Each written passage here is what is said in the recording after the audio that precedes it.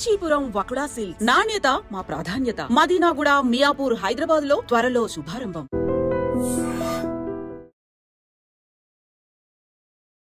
Hi, hello, నమస్తే, welcome back to iDream media. ఈరోజు మనతో ఉన్నారు MP certified mutual fund distributor అయిన పిఎస్ చంద్రశేఖర్ గారు. సార్తో మాట్లాడదాం.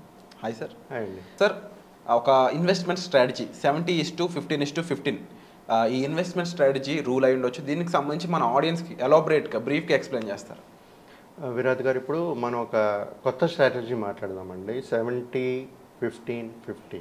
ఓకే. సో ఇది ఏంటంటే సార్, ఒక ఇన్వెస్టరు ఎప్పుడైతే ఒక లో ఇన్కమ్ అనుకోండి, లో income person who is earning about 20,000 rupees every month, వాళ్ళు ఎలాగ ఇన్వెస్ట్ చేయాలనేది మనం మాట్లాడదాం సార్.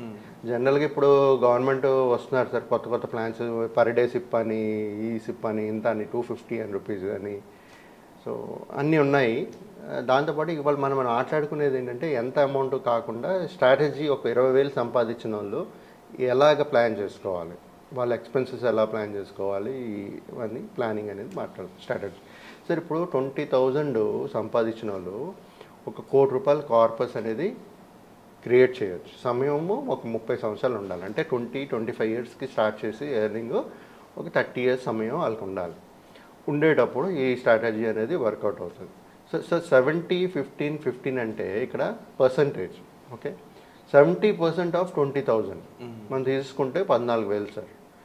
14,000 వాళ్ళు పర్ మంత్ ఎక్స్పెన్సెస్ ఖర్చు పెట్టుకోవాల్సిన అమౌంట్. అంటే ఇంటి ఖర్చులు ఉంటాయి కదా సార్, ఆ 14,000తోనే వాళ్ళు మెయింటైన్ చేసుకోగలగాలి. First important thing. 20,000లో 14,000 మీ ఇంటి ఖర్చులకి ప్రతి నెల. 15%, నెక్స్ట్ 15% అనేది ఒక ఎమర్జెన్సీ ఫండ్. అంటే ఫర్ ఎగ్జాంపుల్, మీరు ఒక జాబ్ చేస్తున్నారు, 20,000 జీతం వస్తుంది, మీరు ఒక 6 months 1 year మీరు జాబ్ లేకుండా ఉన్నారు, మీకు ఇన్కమ్ లేదు. So or maybe some kind of hospitalization కానీ, ఇది కానీ ఏదైనా. సో ఒక అమౌంట్ అనేది మనం ఫిక్స్ చేసుకున్నాం అనుకోండి. ఫర్ ఎగ్జాంపుల్, ఇక్కడ 15% తీసుకుంటున్నాను, దానికి నేను 3,000 రూపీస్ వస్తుంది. ఆ 3,000 రూపీస్ ఇన్వెస్ట్ చేయమని చెప్తున్నాను. బట్ మనకు కావాల్సిన ఎమర్జెన్సీ ఫండ్, ఫర్ ఎగ్జాంపుల్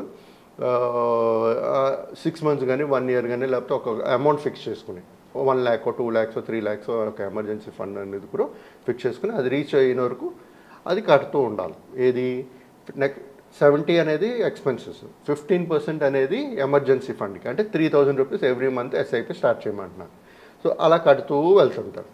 అది కాకుండా నెక్స్ట్ 15% ఏంటంటే, 15% of again 20,000 is 3,000 rupees. So 3,000 అది మళ్ళీ సిప్ కంటిన్యూ చేస్తూ అది స్టార్ట్ చేసి ఒక గోల్ సెట్ చేసుకుని, అంటే ఫర్ వాళ్ళ రిటైర్మెంట్ కానీ, వాళ్ళ పిల్లల ఎడ్యుకేషన్ కానీ, మ్యారేజ్ కానీ, ఏదైనా గోల్ అవనివ్వండి. సో ఆ 3,000 ఆ గోల్కి పరంగా ఎస్ఐపి అనేది సైమల్టేనియస్గా స్టార్ట్ చేయమంటున్నాను. రైట్. ఇక్కడ 14,000, 70% అంటే 14,000 ఎక్స్పెన్సెస్, 15%, నెక్స్ట్ 15% ఏమో emergency fund, 3,000 rupees SIP every month. Next 15% again 3,000 for goal investments చేస్తూ వెళ్ళండి. చేసేటప్పుడు సార్ మన చూసుకుంటే మన గ్రోత్, ఇన్ఫ్లేషన్ ఒక 5% తీసుకోండి, రియల్ జీడిపి ఒక 6.5 ఎంత తీసుకోండి. ఆన్ నామినల్ చూసుకుంటే నామినల్ జీడిపి ఒక 11-12% మనం వేసుకుని క్యాలిక్యులేట్ చేసుకుంటే, ఇలాంటి ఇన్వెస్ట్మెంట్ ఒక 3,000 రూపీసే మనం కన్సిడర్ చేద్దాం. I'm not talking about emergency fund. Emergency fund వదిలేయండి, అది 3,000 వేస్తుంటాము. బట్ గోల్ పరంగా వేసే 3,000 గురించి మాట్లాడుకుంటే 30 years కానీ మనం వేసుకుని 12% రిటర్న్స్ వస్తున్నాయి అనుకుంటే, ఓకే, వాళ్ళకు వచ్చే కార్పస్, క్రియేట్ చేసే కార్పస్ 93 lakhs వరకు చేయగలుగుతారు. Only with 3,000 for 30 years. 3,000 30 years 95 lakhs. గుర్తుపెట్టుకోండి సార్. ఇక్కడ మనకి ఎమర్జెన్సీ ఫండ్ ఒక 1 lakh, 2 lakh, 3 lakh, maybe 5 lakhs వరకు కావాలనుకోండి. ఓకే, 5 lakhs పెట్టేశారు. సో మిగతా ఇన్వెస్ట్మెంట్ మరి ఏదైతే కార్పొరేట్ మీకు కంటిన్యూ చేస్తున్నారు కదా 3,000, దాంట్లో కూడా కార్పస్ క్రియేట్ అవుతుంది కదా 30 yearsకి. సో ఈ రెండు కలుపుకుంటే వాళ్ళకి 2 కోట్లు ఈజీగా చూడగలుగుతారు. అవును, మీకు అర్థమవుతుందా సార్? కాకపోతే ఇక్కడ కావాల్సిన ఇంపార్టెన్స్ ఏంటంటే, వాళ్ళకి వచ్చిన అమౌంట్ని ఎలాగా మనం కంట్రోల్లో పెట్టుకోవాలి. Main expenses sir. ప్రతి ఒక్కరు ఫెయిల్ అయ్యేది ఎక్కడంటే ఎక్స్పెన్సెస్. ఓవర్ ఎక్స్పెన్స్ చేస్తారు, అంటే ఎక్కువ ఖర్చు పెడుతుంటారు. మనకి ఏదైతే ఇప్పుడు వాంట్స్, నీడ్స్ ఉంటాయి కదా, నీడ్స్ వేరు, వాంట్స్ వేరు. వాంట్స్ మీద ఎక్కువ పెడుతుంటారు. అది అది కంట్రోల్ చేయగలిస్తే ఇలాంటి స్ట్రాటజీ అనేది ప్రతి ఒక్కరూ ఇన్వెస్ట్ చేయగలుగుతారు. కానీ ఇంకోటి ఏంటంటే సార్, ఈ స్ట్రాటజీ వాడడం మ్యూచువల్ ఫండ్స్లో పెడితే రిస్క్ భయం అనేది టెన్షన్ భయం ఉంటుంది ప్రతి ఒక్కరికి. ప్రతి ఒక్క ఇన్వెస్టర్ ఇప్పుడు ఆలోచించేది ఏంటంటే సార్, ఇలాంటి పేదవాళ్ళు ఎవరైతే 20,000 సంపాదిస్తారో వాళ్ళు maybe they are not well educated or they are not skilled job workers. మీకు అర్థమవుతుందా సార్? స్కిల్డ్ వర్కర్స్ అయితే ఎడ్యుకేటెడ్ అయి ఉంటారు, భయపడరు.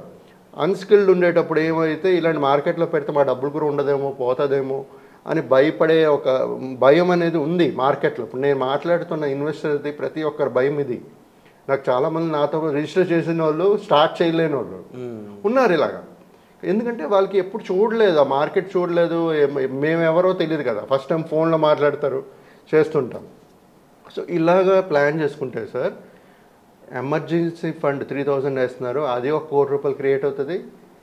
ఇక్కడ గోల్డ్ రిలేటెడ్ 3,000 సిప్, అది ఒక 1 crore వరకు క్రియేట్ అవుతుంది. దగ్గర దగ్గర 2 కోట్లు క్రియేట్ అవుతుంది మీకు.